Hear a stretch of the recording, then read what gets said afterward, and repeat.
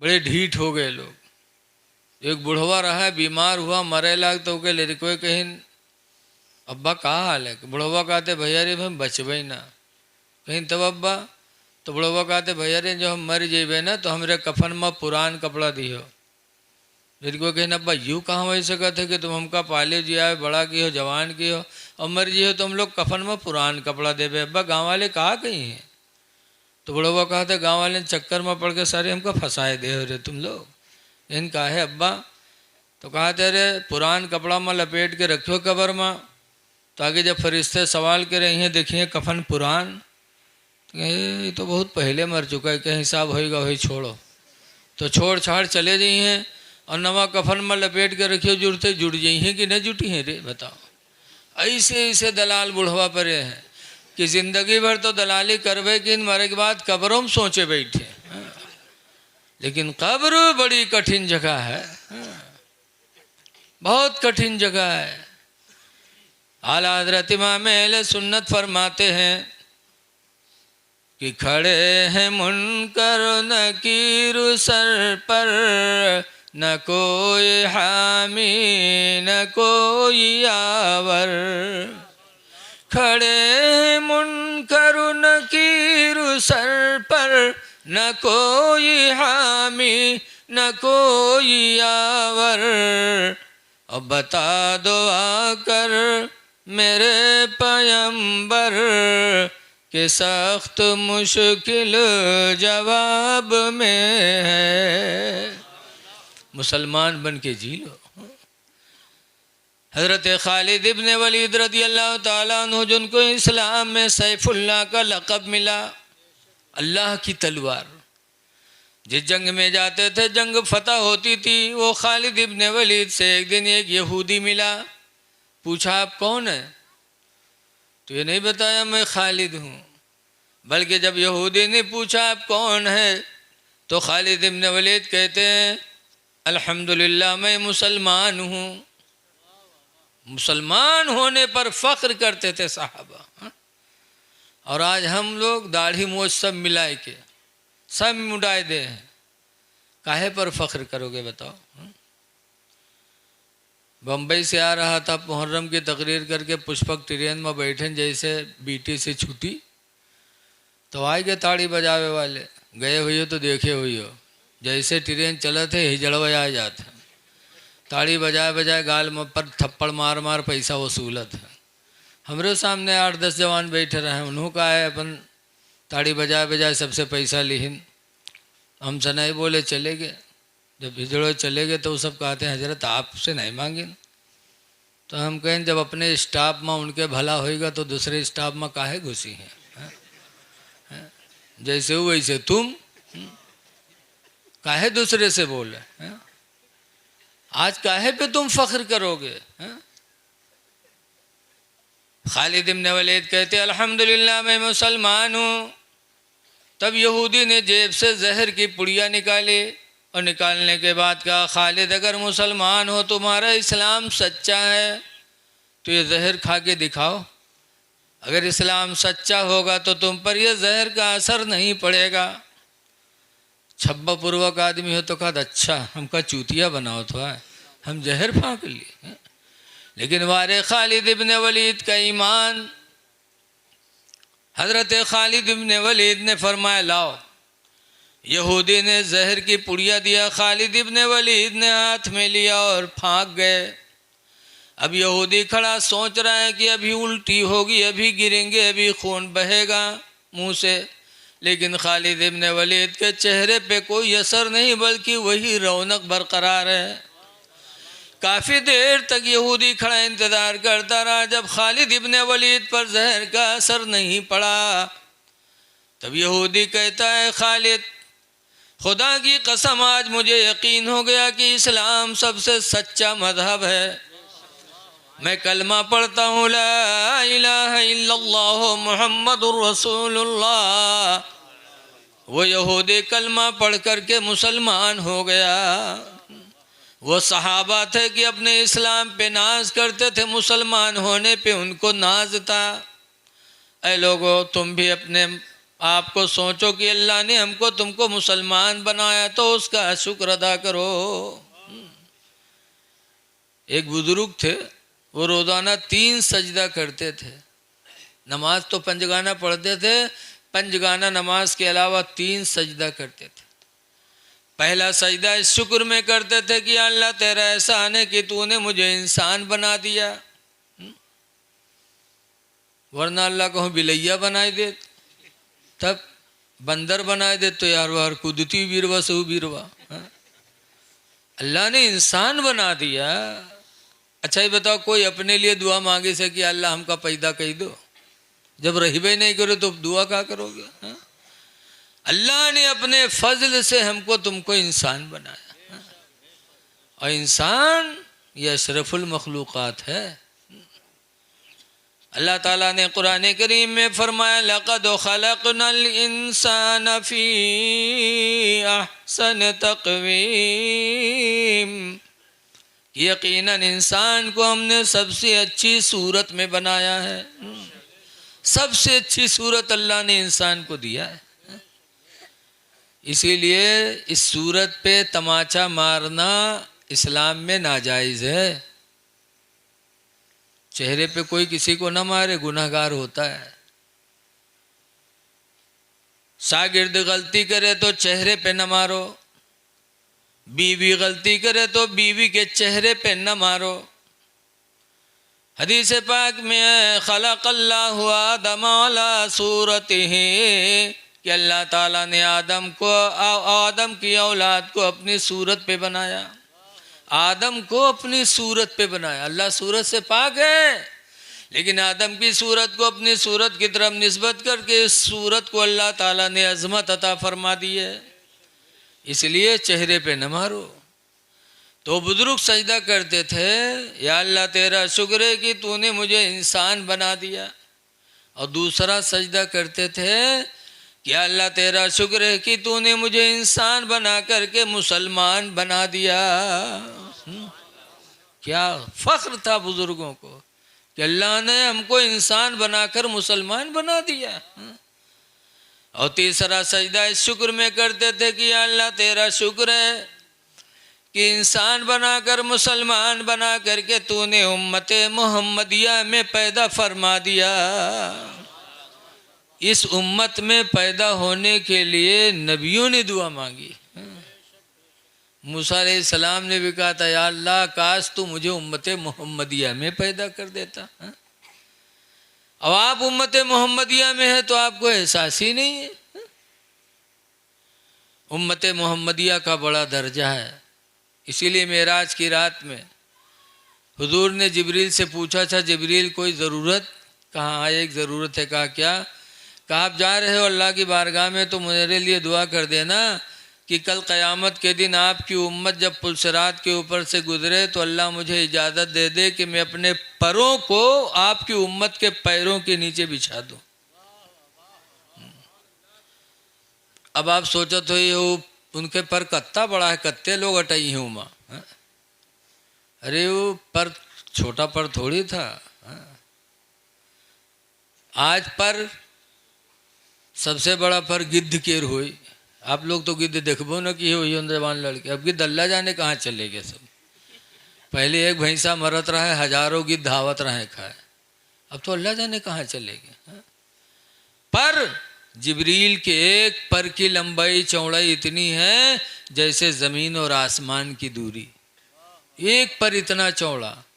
और इस तरह जिब्रील को अल्लाह ने 26,000 पर अता फरमाए। अजीब अल्लाह की मखलूक है वो।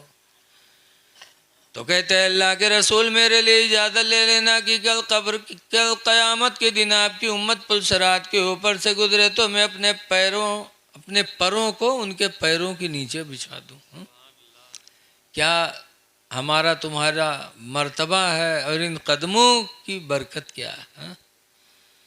इसीलिए आला हज़रत फरमाते हैं कि पुल से उतारो राह गुजर को खबर न हो। या रसूल अल्लाह, पुल से उतारो राह गुजर को खबर न हो, और जिब्रील पर बिछाए तो पर को खबर न हो, और कांटा मेरे जिगर से गमे रोज़गार का, क़यामत के दिन का कांटा, कांटा मेरे जिगर से गमे रोज़गार का, यूं खींच लीजिए कि जिगर को खबर न हो।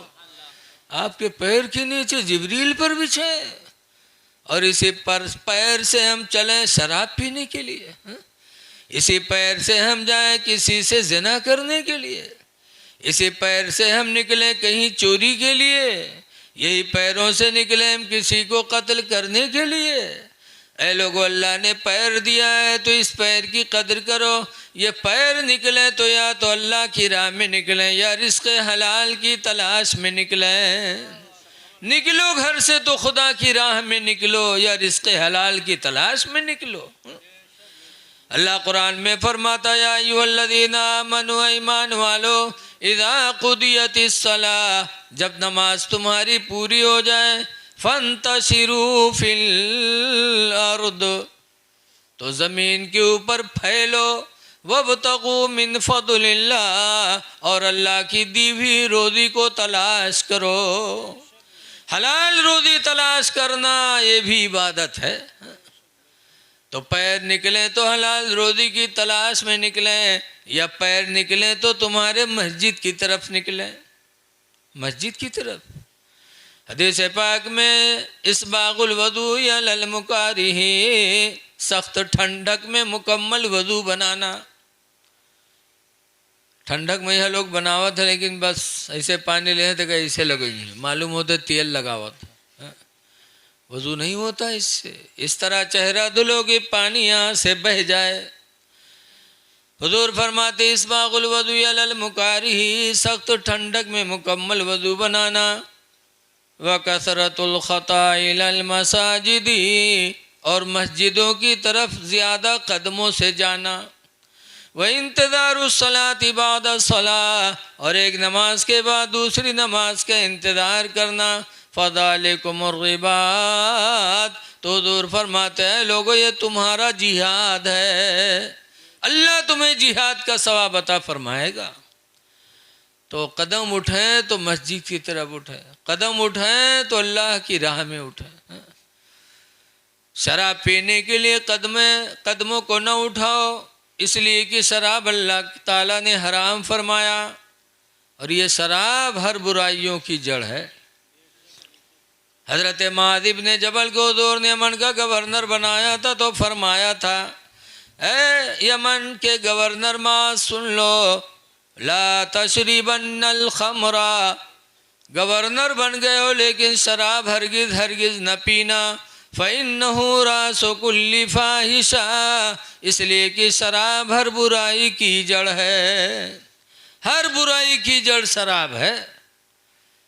देखा तो पी लेते थे, कहूँ नालिम पर रहा था, कहूँ टराली नीचे मोड़ खोसे रहा था, कुछ पता ही नहीं हम कहाँ नहीं है। इसलिए नौजवानों, शराब नजिस है, ये न सोचो कि इससे कभी सेहत मिलेगी, इससे सुकून मिलेगा। अल्लाह ताला ने नजिस चीज़ों से शिफा को उठा लिया। नजिस चीज़ से आदमी को न सेहत मिल सकती है, न बीमारियों से शिफा मिल सकती है।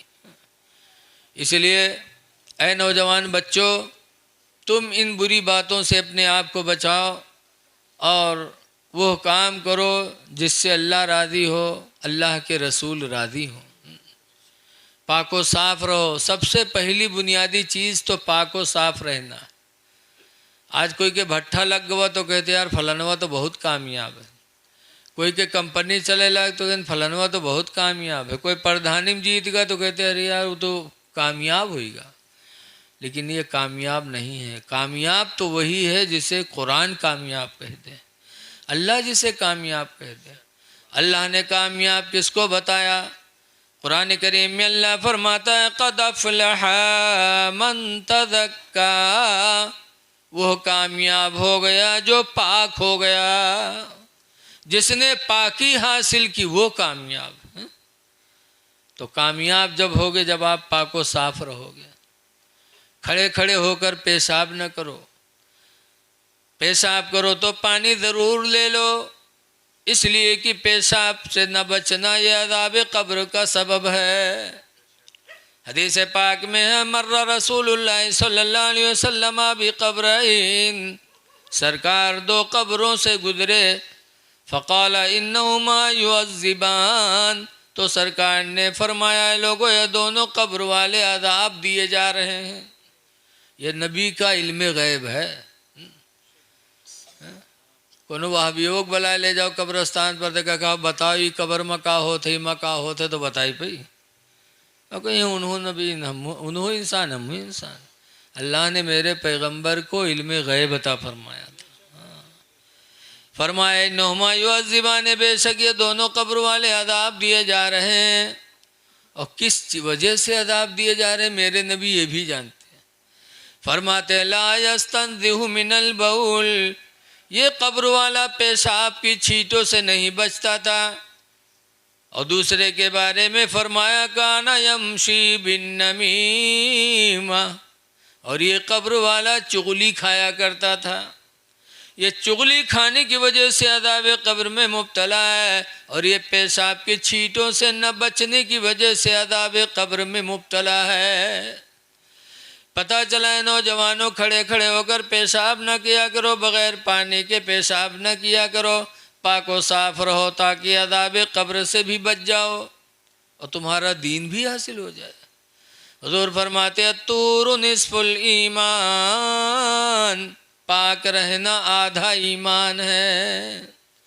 आधा ईमान तो पाकी में है, इसलिए आप हजरात से गुजारिश है पाको साफ रहो। खुदा जाने किस वक्त बुलावा आ जाए तो जाओ तो कम से कम पाको साफ हो करके जाओ। पाको साफ रहो, और पाक साफ रहोगे तो दूसरे इंसान आपसे मोहब्बत करेंगे। पाकी मोहब्बत का ज़रिया है। आज जो भी आदमी साफ़ सुथरा होता है, लड़का साफ़ सुथरा होता है तो लोग उसके करीब बैठते हैं। कोई के घरे जाओ मेहमानी में, यहाँ हो के घर से कोनो नानमून लड़का निकले साफ़ सुथरा तो देखा जाता है उसको गोदी में भी मेहमान लेता है, कभी चुम्मा लेता है, कभी प्यार करता। साफ़ सुथरा लड़का निकलत है तब। और घर में ऐसे ही मेल लड़का निकले जी के नाके बुल्लू बुल्लू बहाए तो के कोई चुम्मा ली है? बता, पाकी इंसान की फितरत में दाखिल है, लेकिन समझ में नहीं आता। आज हमारी बहुत सी माँ बहनें जई हैं मदरसम कि मौलाना साहब तेने कुछ बनाए दो, पूछो कहा बात, कि हमरे गुडवा कब्बा के तो हमरे ऊपर निगाह नहीं उठत है।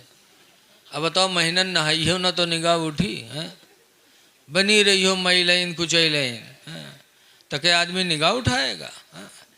ऐ मेरी माँ बहनों, तुम पाको साफ घर में रहो ताकि अल्लाह की रहमत तुम्हारे घर में नाजिल हो। हदीस पाक में नबी तलहा काला काला रसूलुल्लाह, हज़रत अबू तलहा से रवायत है, फरमाते अल्लाह के नबी ने इरशाद फरमाया ला तदखुलुल मलाइकतु बैतन, सरकार फरमाते हैं ऐसे घर में रहमत के फरिश्ते नहीं जाते। किस घर में? फीहे सुवरुन व कलबुन व जुनबुन, जिस घर में कोई फोटो लगा हो, जिस घर में कोई कुत्ता हो और जिस घर में कोई नापाक आदमी हो, उस घर में रहमत के फरिश्ते नहीं जाते। इसलिए घरों को साफ सुथरा रखो, खुद पाको साफ रहो तो रहमत के फरिश्ते आएंगे, तो अल्लाह की रहमत उनके वसीले से आपको मिलती रहेगी। इसलिए हमेशा पाक रहने की कोशिश करो, और पाक रहने के बाद जब नमाज का वक्त आए तो नमाज़ों की अदायगी करो। अल्लाह के रसूल से मोहब्बत है। आप सब कहे तो आशिक आला हजरत, मसलक आला हजरत, और मसलक आला हजरत उसी को हासिल होगा जिसके दिल में नबी की सच्ची मोहब्बत होगी। और मोहब्बत रसूल जब ही मानी जाएगी जब वो अपने नबी को सुकून पहुंचाएगा। हाँ? नबी फरमाते जो इलत कुर्रत ऐनी फिस्सलाह, फरमाते हैं मेरे आँखों की ठंडक नमाज में रख दी गई है कि जब कोई मेरा उम्मती नमाज पढ़ता तो मेरे आँखों को ठंडक मिलती है। ऐ सुन्नी मुसलमानों, नमाज पढ़ कर के अपने नबी के आँखों को ठंडक पहुँचाओ। नमाज छोड़ रहे हो। हदीस पाक में अस्सलातु इमादुद्दीन, नमाज दीन का खंभा है। फमन अकामा फ़क़द अकामद्दीन, तो जिसने नमाज पढ़ा उसने दीन का खंभा गाड़ दिया। नमाज पढ़ कर के दीन को मजबूत करो। वमन तरकहा फ़क़द हदमद्दीन, और जिसने नमाज छोड़ा उसने दीन को ढा डाला। बेनमाजी दीन को ढाता है, मेरे नबी फरमाते हैं, और नमाजी दीन का खंभा गाड़ता है। इसलिए लोगों नमाज पढ़ो, खुदा जाने किस वक्त बुलावा जाए। हाँ? मौत को डरो, कब्र को डरो। आला हजरत फरमाते हैं हाय गाफिल वो क्या जगह है जहाँ, हाय गाफिल वो क्या जगह है जहाँ, पांच जाते हैं चार फेरते हैं। मरना है, इसलिए नमाजों की पाबंदी करो और पाक व साफ रहो, और माँ बाप जिंदा हो तो उनकी खिदमत करो। हदीस पाक में चार चीज़ें ऐसी जिनको देखना सवाब है। नंबर 1 पर हुज़ूर फरमाते हैं अन्नज़रतु इला वजहिल वालिदैन इबादा, माँ बाप के चेहरे को देखना इबादत है। वन्नज़रतु इला मुसहफ़ इबादा, कुरान हकीम को देखना इबादत है। माँ बाप का चेहरा देखो तो इबादत, और कुरान को देखो तो इबादत। तीसरे नंबर पर फरमाते वन्नज़रतु इला वजहिल आलिम इबादा, किसी आलिम दीन के चेहरे को देखना भी इबादत है। चौथे नंबर पर फरमाते वन्नज़रतु इला बैतिल्लाहि इबादा, माँ बाप खाने काबा को देखना इबादत। इसलिए ये नेकियां कर लो और एक दूसरे के हुकूक का ख्याल रखो। देखो शादी हो गई हो तो अपनी बीवी के हुकूक का ख्याल रखो। कुरान की में अल्लाह फरमाता है हुन्ना लिबासुल लकुम, तुम्हारी बीवियाँ तुम्हारी लिबास हैं, वांतुम लिबासुल लहुन्ना, और मर्दो तुम अपनी औरतों के लिबास हो। और लिबास का काम है इज्जत का छुपाना, लिहाजा बीवी का फ़र्ज़ बनता है कि शौहर की इज्जत को छुपाए, और शौहर का फ़र्ज़ बनता है कि बीवी की इज्जत को छुपाए। इसलिए एक दूसरे के साथ रहम दिली करो, अल्लाह ताला आप पर रहम फरमाएगा। ये मीलाद एक सदका है, और आप अल्लाह के नाम पर अल्लाह दौलत दे तो खर्च करते रहो। लिखा है 1 दोगे तो 10 पाओगे, 1 दोगे तो 10 पाओगे। किसी गरीब मिस्कीन को खाना खिला दो। 30वें पारे में है कि जहन्नमी चिल्लाएंगे तो जन्नत वाले पूछेंगे कि तुम किस वजह से जहन्नम में आए, तो जहन्नमी बोलेंगे लम नको मिनल मुसल्लीन, हम नमाज न पढ़ा करते थे, वलम नको नुतिमुल मिस्कीन, और हम गरीबों को खाना नहीं खिलाते थे। गरीबों को खाना न खिलाना और नमाज न पढ़ना ये जहन्नम में जाने की दलील है। इसलिए नमाजें भी पढ़ो और अल्लाह दे तो अल्लाह के गरीब बंदों की खिदमत करो। और गरीब कोई भी हो, चाहे हिंदू हो चाहे मुसलमान हो, अगर गरीब है, भूखा है और सामने आ जाए तो इंसान समझकर उसकी मदद करो, अल्लाह ताला आपसे राज़ी हो जाएगा। हमारे नबी ने भी सब पर रहम किया है, हमारे बुजुर्गों ने भी सब पर रहम किया, लिहाजा हमको भी सब पर रहम करना चाहिए, चाहे इंसान हो चाहे जानवर हो। सुबुक्तगीन एक शिकारी थे, जंगल में जाते थे, शिकार करके लाते थे, जिंदगी गुजरती थी। एक दिन शिकार करने गए तो देखा एक हिरनी दो बच्चों को बैठी दूध पिला रही है। सुबुक्तगीन ने तीर और कमान लेके उस पर वार किया तो हिरनी भागी बच्चों को लेकर के। ये पीछा किए, हिरनी का एक बच्चा छूट गया, एक ही को लेकर भाग गई। तो सुबुक्तगीन ने उस बच्चे को उठा लिया, कहा चलो एक बच्चा ही सही। बच्चे को पकड़कर अपने वतन आ रहे थे। फिर कुछ दूर जाने के बाद किसी वजह से पीछे सर घुमाया तो देखा कि वो हिरनी पीछे पीछे आ रही है। तब सुबुक्तगीन को सोच पैदा हुई कि अभी तो ये भगी थी और मेरे पीछे पीछे आ रही है। पहले अपने जान बचाने की फिक्र में भगी थी, लेकिन इसकी औलाद को मैंने पकड़ लिया तो अब हिरनी को अपनी जान की फिक्र नहीं है, अब अपनी औलाद की फिक्र में मेरे पीछे पीछे आ रही है। पहले जान बचाने के लिए भगी थी, अब औलाद की मोहब्बत में से जान की परवाह नहीं, अपनी औलाद की मोहब्बत है। तो सुबुक्तगीन को तरस आया कि आज शाम को हमारे बच्चे भूखे सो जाएं, ये तो मुझे गवारा है, लेकिन एक माँ के दिल को औलाद की जुदाई का गम देना ये गवारा नहीं। छोड़ दिया हिरनी का बच्चा, कहा जाओ। नहीं सोचा कि हिरनी अपनी औलाद की मोहब्बत में तड़पे। सुबुक्तगीन ने छोड़ दिया। हिरनी ने अपने बच्चे को गले से लगाया, जंगल चली गई। रात में जब सुबुक्तगीन सोए तो ख्वाब में अल्लाह के रसूल तशरीफ़ लाए। फरमाया सुबुक्तगीन तुमने एक जानवर पर रहम किया है, अल्लाह इसके बदौलत तुम्हें वक्त का सुल्तान बनाएगा। अल्लाह तुम्हें इसके बस रहम दिली से अल्लाह बादशाहत अता करेगा। ख्वाब में खुशखबरी सुनी, सुबह उठे पूरे बस्ती के लोग, ये आवाज़ हुई कि अब हमारा सुल्तान सुबुक्तगीन होगा। चंद ही दिनों में सुबुक्तगीन को अल्लाह ताला ने बादशाहत अता फरमा दी। तो ये लोगों बेरहम न बनो, रहम करो, और रहम सबसे ज़्यादा अपने माँ बाप पर करो, इसलिए कि उन्होंने तुम्हारे साथ बहुत रहम किया। सबसे ज़्यादा रहम दिल इंसान को माँ बाप के साथ होना चाहिए। सबके साथ रहम करो, लेकिन माँ बाप ने तुम्हारे लिए क्या किया है आप सब जानते हो। अगर आप माँ बाप की खिदमत करके और इनके मुँह से दुआ हासिल कर लोगे तो मुश्किल से मुश्किल चीज़ आपके लिए आसान हो जाएगी। तारीख़ें बहुत हैं। बम्बई मखदूम माहिम शरीफ में मखदूम की मज़ार है। ऐसे ज़माने में पैदा हुए जिस ज़माने में कोई वहाँ कुरान पढ़ाने वाला नहीं था। तो बाहर जाने के लिए अपनी माँ से कहा, अम्मा ने कहा बाहर नहीं जा सकते। तो माँ की खिदमत करके समंदर के किनारे जाते थे, दुआ करते थे अल्लाह कोई कुरान पढ़ाने वाला भेज दे, कुरान पढ़ाने वाला भेज दे। एक दिन हज़रत खिद्र आए।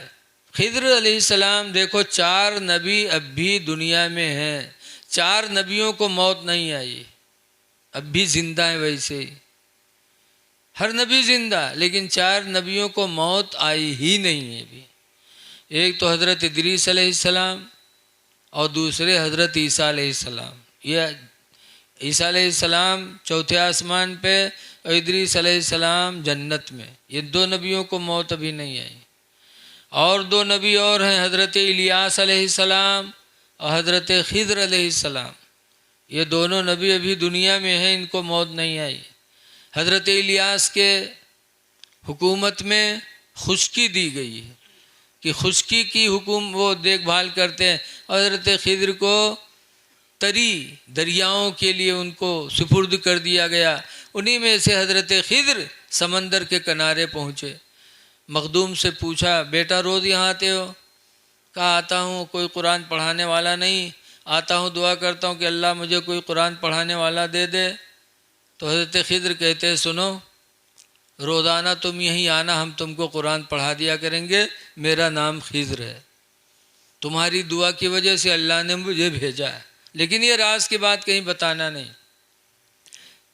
मखदूम शाम को घर गए, बड़ी खुशी सुबह जल्दी उठे, खुशी खुशी निकलने लगे। माँ ने कहा बेटा आज बहुत खुश नज़र आ रहे हो, क्या बात है? कहा अम्मा एक राज की बात है, न पूछो। कहा राज की बात? मैंने पूछूं क्या मखदूम मेरे अलावा दुनिया में तेरा कोई और करीबी है? मैं तेरी माँ हूँ। तू कहता राज की बात ना पूछो, मुझसे नहीं बताएगा, किससे बताएगा? जब इस तरीके से माँ ने कहा तो मखदूम ने बता दिया कि अम्मा रोज़ाना समंदर के किनारे दुआ करता था, या अल्लाह कोई कुरान पढ़ाने वाला भेज दे। तो अल्लाह ने मेरी दुआ कबूल कर ली, हज़रत खिद्र को भेजा है। उन्होंने कहा रोज़ाना आना, हम तुमको कुरान पढ़ा दिया करेंगे। वो आते हैं पढ़ाने। कहा जा जाओ बेटा जल्दी जाओ। अब वहाँ गए तो पूरा दिन खड़े रहे, खिद्र अलैहिस्सलाम नहीं आए। शाम को वापस आए, मखदूम रोने लगे। कहा अम्मा वो नाराज़ हो गए, तुमने राज की बात पूछ लिया, उन्होंने मना किया था, तुमने पूछ लिया, मैंने बता दिया, वो नाराज़ हो गए, नहीं आएंगे, अब कुरान कैसे पढ़ूंगा? तो उनकी माँ ने कहा बेटा कोई बात नहीं, पाबंदी शागिर्द के ज़िम्मे, शागिर्दी के ज़िम्मे पाबंदी की, रोज़ाना दरसगाह में जाए। उस्ताद के ज़िम्मे पाबंदी नहीं, उस्ताद को इख्तियार है, जब चाहे दरसगाह में बैठे, जब चाहे न बैठे। तुम्हारी पाबंदी है बेटा, जाओ कल जाना। दूसरे दिन गए, पूरा दिन इंतज़ार किया, खिद्र नहीं आए। फिर आए, रोने लगे। कहा अब्बा अम्मा अब नहीं आएंगे, वो कैसे पढ़ूंगा? मखदूम की माँ कहती बेटा कोई बात नहीं, परसों जाना, कल जाना। फिर तीसरे दिन फिर गए, फिर पूरा दिन इंतज़ार करते रहे, खिद्र अलैहिस्सलाम नहीं आए। तब आए, मखदूम बहुत रोए। कहा अम्मा आपने गज़ब कर दिया, अगर तुम न पूछी होती तो खुदा की कसम में राज की बात नहीं बताती। वो नहीं आएंगे, क्या करूँगा? माँ ने कहा बेटा कल जाना। चौथे दिन भी भेजा, उधर खिद्र को, उधर मखदूम को समंदर के किनारे भेजा, और इधर उनकी माँ ने वज़ू बना के 2 रकात नमाज पढ़ के दुआ मांगी कि अल्लाह अगर मेरे बेटे मखदूम ने मेरी मोहब्बत में राज की बात बता दिया तो तूने खिद्र को क्यों रोक लिया? या अल्लाह खिद्र को भेज दे, वरना बेटा मेरा मखदूम मेरा नाफरमान हो जाएगा, फिर कभी मेरी बात नहीं मानेगा, इलाही भेज दे। उनकी माँ ने इधर दुआ मांगी। उधर जब मखदूम समंदर के किनारे पहुँचे तो देखा हजरत खिद्र पहले ही से खड़े इंतज़ार कर रहे हैं। गए, हजरत खिद्र से सलाम किया। खिद्र मुस्कुरा के कहते बेटा मैंने मना किया था, राज की बात न बताना, बता दिया। कहा हुजूर अगर माँ न होती तो खुदा की कसम में न बताता, लेकिन माँ की मोहब्बत में मैं मजबूर हो गया। तो खिद्र ने कहा था बेटा अगर तूने माँ की मोहब्बत में बताया है तो ये भी सुन ले कि तेरी माँ की दुआ खुदा ने कबूल भी कर ली है। आज अल्लाह ने मुझे भेजा है कि जाओ खिद्र तुम्हें रोज़ाना नहीं जाना है, आज जा कर के मखदूम को अपने सीने से लगा के हाफिज़ कुरान बना दो। खिद्र ने मखदूम माहिम को सीने से लगाया और पूरा कुरान सीने में उड़ेल दिया। खुशी खुशी आए, माँ के कदमों को बोसा दिया। कहा माँ मुबारक हो तुम्हारी दुआओं के तुफैल, आज खिद्र ने पूरा कुरान मेरे सीने में महफूज कर दिया। पता चला कि माँ बाप की दुआएं रंग लाती हैं। इसलिए लोगों माँ बाप को खुश रखो, इनके मुंह से कभी दुआ निकल गई तो दुनिया भी कामयाब, आखिरत भी कामयाब। दुआ है कि अल्लाह ताला इस अकीक़े की महफ़िल को कबूल फरमाए और हमारे जमालुद्दीन भाई और आप सब की रोज़ी में अल्लाह खूब बरकत अता फरमाए। देखिए टाइम 11 बजने वाले हैं और ठंडक की रात है। अभी हमारे शायर साहब की नात होगी, हो सकता है फिर हज़रत की तकरीर होगी। अच्छा हज़रत का बयान पहले होगा। मेरे साथ एक बच्चा खमरिया कोयलार का घर पे था, अजीज़ुल उलूम का तालिब इल्म है, निगासन से मेरे साथ आया, फिर ये नानपारा जाएगा। मौलवी जमात पढ़ रहे हैं तो एक नात शरीफ छोटी सी इनसे भी सुन लीजिए ताकि इनका भी नाम आ जाए। उसके बाद फिर हज़रत की तकरीर आप सुन लो। अल्तमस पढ़ दो बेटा।